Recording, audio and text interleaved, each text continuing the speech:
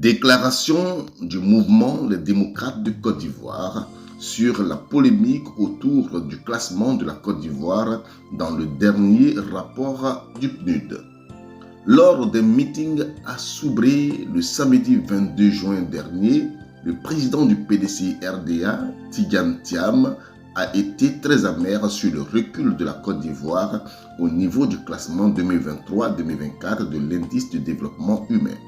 Ces propos ont mis en émoi les dirigeants du RHDP et chacun y est allé de sa réponse au président Tidjane Thiam. Certains parmi eux ont même osé dire qu'ils ne font rien avec ça. L'on se demande bien s'ils parlent en leur propre nom, au nom du RHDP ou au nom du gouvernement. La réaction de certains responsables du RHDP est regrettable. Dans tous les cas, le mouvement Les démocrates de Côte d'Ivoire trouve maladroit, regrettable et peu honorable de tels propos qui, de surcroît, constituent une injure au travail d'évaluation fait par le programme des Nations Unies pour le développement. Même si l'on n'est pas d'accord avec ce que dit le rapport, on ne peut pas ne rien faire avec, d'autant plus que les données du PNUD résultent de la compilation de celles des différentes sources dont le FMI, l'UNESCO, l'OIT, la Banque mondiale, l'UNICEF, l'OMS et l'OCDE, pour ne citer que celle-ci. Le citoyen ordinaire de quelque bord politique qu'il soit peut tenir de tels propos, mais ces propos ne doivent point venir des membres du gouvernement à qui le titre et la fonction imposent une attitude élégante et de responsabilité républicaine respectueuse des instruments de la gouvernance mondiale qui permettent d'apprécier les politiques publiques.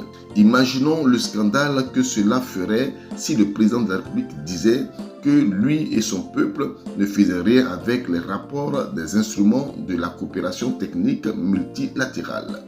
Il y a des fonctions qui font qu'on ne parle pas comme on veut et il faut le savoir. On peut récuser ce rapport. On peut porter des critiques sur ce rapport et ses indications, encore qu'il faille en avoir les arguments. Mais on ne peut pas dire qu'on ne fait rien avec ça. Le mouvement Les démocrates de Côte d'Ivoire s'insurge avec force contre cette attitude. Le RHDP veut entretenir la confusion pour brouiller les repères d'évaluation et noyer le poisson. Les réalisations avancées par le gouvernement concourent certes au bien-être général dont la mesure est aussi liée au développement économique. Mais le bien-être en lui-même est influencé par de nombreux actifs, capital naturel, monétaire, humain, social, listés par les économistes du développement. Pendant que le rapport du PNUD met l'accent sur l'espérance de vie, le niveau de vie et le niveau d'instruction, les défenseurs du gouvernement lui opposent l'accès à l'énergie et à l'eau potable et les investissements dans les infrastructures. Il est donc important pour recentrer le débat de dire ce qu'est l'indice de développement humain et les matières qu'il interroge. L'indice de développement humain est un indicateur, quoique sommaire, du développement humain. Il mesure la santé, le niveau d'éducation et le niveau de vie de la population. C'est ce qu'indique l'avant-propos du rapport 2023-2024 sur le développement humain intitulé « Sortie de l'impasse ». Dans le premier cas, l'indice mesure la possibilité d'avoir la vie longue et en bonne santé en se fondant sur l'espérance de vie à la naissance. Dans le second cas, il vérifie le niveau de scolarisation à travers le taux d'alphabétisation et la durée attendue de scolarisation. Dans le troisième cas, il apprécie le standard de vie ou vie décente ou encore niveau de vie calculé à partir du PIB en tenant compte de la parité du pouvoir d'achat PPA. L'indice de développement humain, c'est donc quelque chose de très clair, précis et pas compliqué. On ne s'embrouille pas avec. On dit regarde dans telle direction et constate quelque chose. Mais tu préfères détourner le regard, regarder ailleurs et constater autre chose que ce qui t'est demandé. Après, tu dis que l'autre constate mal. C'est dans ce schéma malheureusement que nous sommes avec l'affaire de l'indice de développement humain 2024 de la Côte d'Ivoire. Et pourtant, on se doit de se demander, par exemple, pourquoi l'espérance de vie a baissé en Côte d'Ivoire et comment on fait pour permettre aux Ivoiriens de vivre longtemps et mieux. C'est tout simple. Les études élaborées par les instruments de la coopération technique multilatérale servent de boussole aux États pour améliorer leur gouvernance.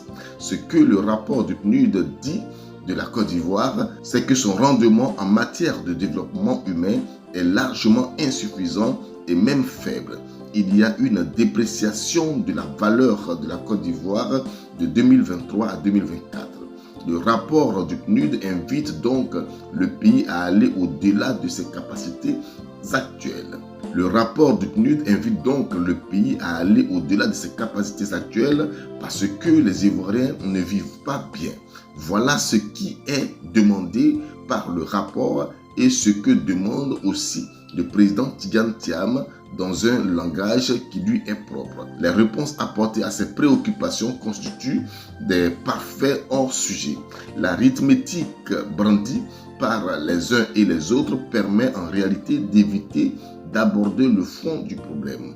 Pourquoi il y a ce que décrit le rapport? Le mouvement Les démocrates de Côte d'Ivoire tient à signaler aux dirigeants du RHDP et aux membres du gouvernement qui se sont prononcés sur le classement de la Côte d'Ivoire que tout ce qu'ils ont énuméré existe. Les évaluateurs en ont tenu compte et ont décidé au niveau de leur grille d'appréciation que la Côte d'Ivoire mérite le rang qu'elle occupe en 2024, en recul de 7 places par rapport à 2023. Et les données n'ont pas été produites pour que nos dirigeants en soient surpris.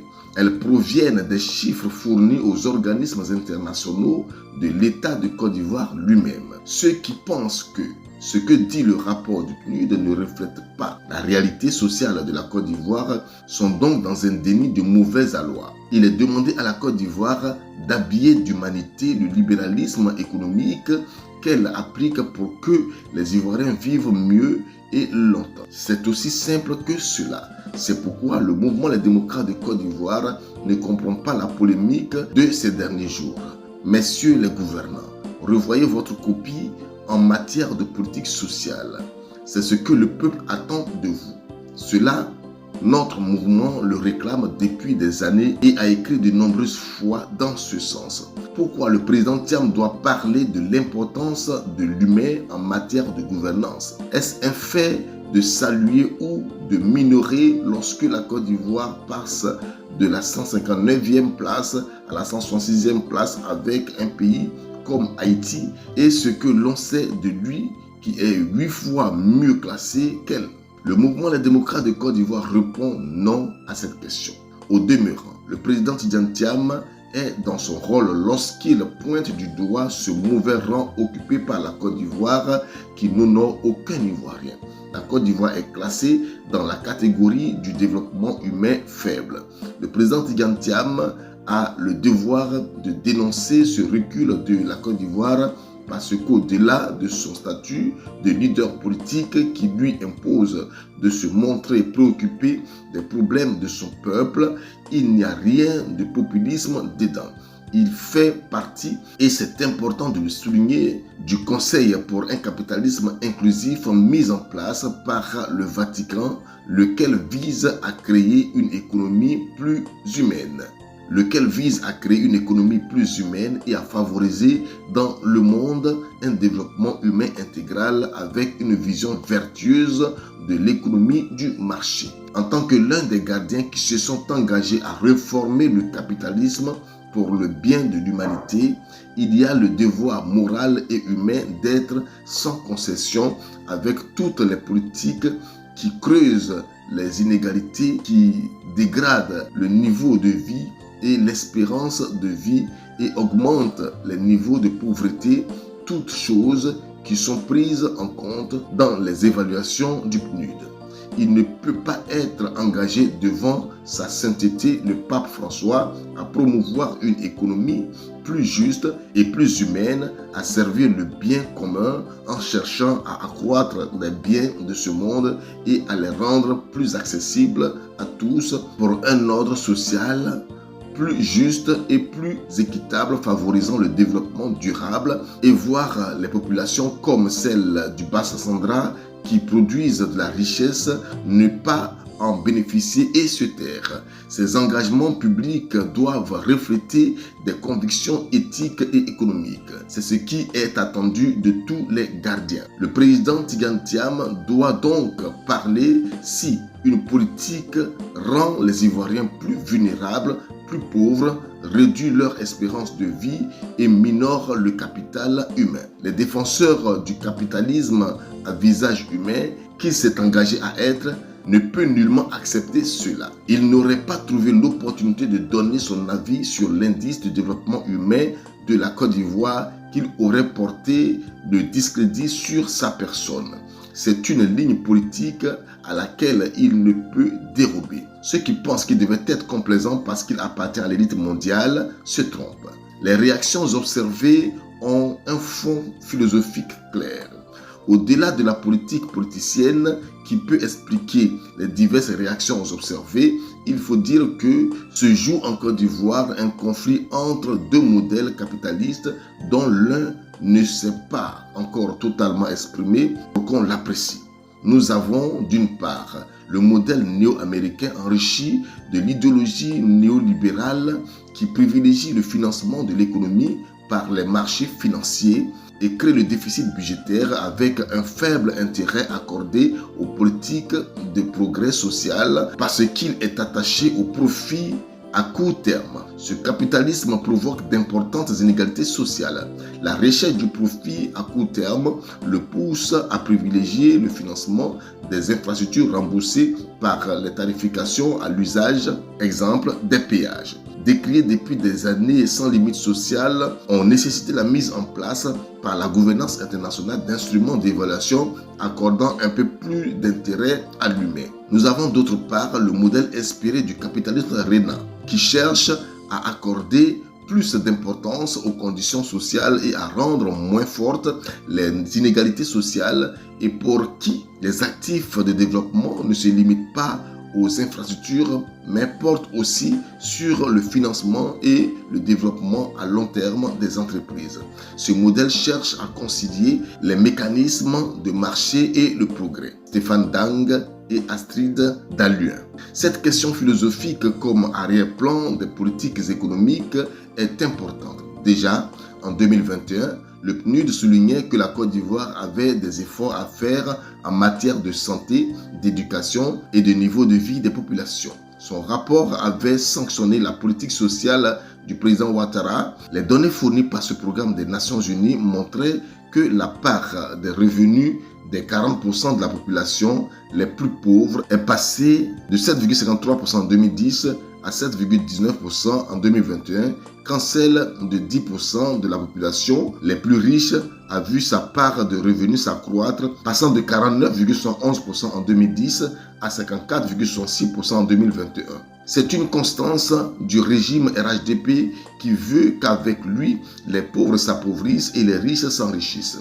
Le creusement des inégalités sociales est ainsi une marque distinctive du RHDP. De la vie générale n'attend pas les cris de détresse des Ivoiriens. Le modèle capitaliste qu'il applique est de type oligarchique. Il protège et enrichit une très petite minorité du clan ou du camp. C'est cette tare que pointe du doigt le rapport du PNUD et le président du PDCI RDA. Le mouvement Les démocrates de Côte d'Ivoire partage le point de vue du président Tidiane Thiam qui va dans le sens de ce que l'opposition a toujours soutenu à propos du pouvoir Ouattara. Logiquement, aucun Ivoirien ne devrait se sentir heureux de ce classement, encore moins s'offusquer que l'on en parle. Comme le souligne le pape François dans son discours du 11 novembre 2019 aux membres du Conseil pour un capitalisme inclusif, le véritable développement ne peut se limiter à la seule croissance économique, mais il doit favoriser la promotion de chaque homme et de tout homme. En Côte d'Ivoire, il se pose un réel problème de répartition des fruits de la croissance captée par une minorité pendant que la majorité de la population souffre et est limitée aux grands centres urbains. Cette majorité n'entend pas les gémissements des pauvres. Le mouvement Les démocrates de Côte d'Ivoire pense que la philosophie des économistes de marché coordonnés peut aider à penser un algorithme politique et économique de répartition juste des fruits de la croissance. Fait à Abidjan le 2 juillet 2024 pour le mouvement Les démocrates de Côte d'Ivoire.